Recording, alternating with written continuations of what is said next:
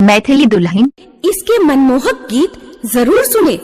यदि अच्छा लगा तो चैनल सब्सक्राइब जरूर करें। Priya recording studio Dwarka Delhi.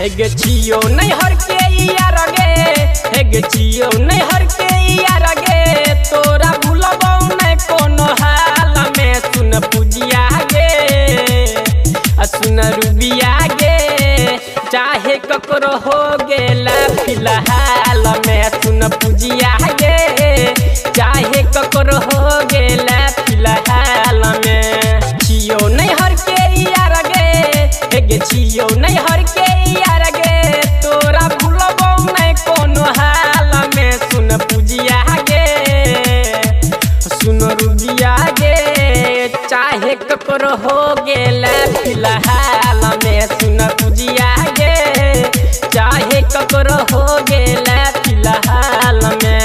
A DJ Satyam I love you फिलहाल में चाहे ककरो हो गेला फिलहाल में। Priya recording studio Dwarka Delhi.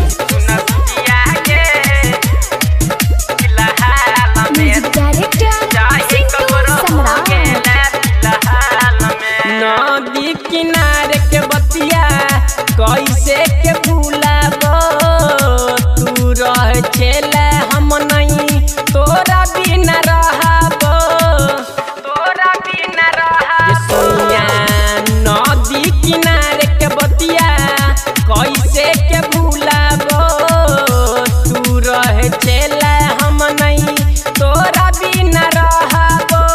दिल में देला दर्द गे, हेगे दिल में देला दर्द गे, बात नहीं करे छ वीडियो कॉल में। सुन सोनिया गे चाहे ककरो हो गेला फिलहाल में। सुन रूबिया गे चाहे ककरो हो गेला फिलहाल में। डीजे सत्यम मदना बाजार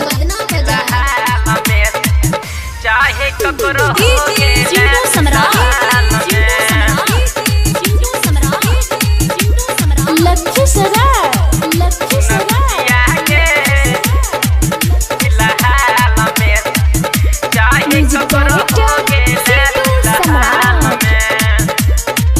कमलेश कमाल के देला नजर से गिरा गे, चुप चोरी शादी केला सुजित से जाके, सुजित से जाके।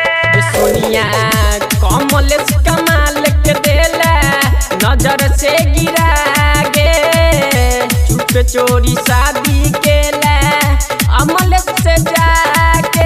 हेगे नीक नहीं तो तोरा, हाँ नीक नहीं तो तोरा, जे फसेला ऐसन चाल में। सुन पूजिया गे चाहे ककरो हो गेला फिलहाल में। सुन रूबिया गे चाहे ककरो हो गेला फिलहाल में। जियो नहीं हर के यार गे, हेगे जियो नहीं हर के यार गे, तोरा भूलबौ नहीं कोनो हाल में। सुन पूजिया गे सुन रूबिया गे, प्रिया रिकॉर्डिंग स्टूडियो द्वारिका दिल्ली।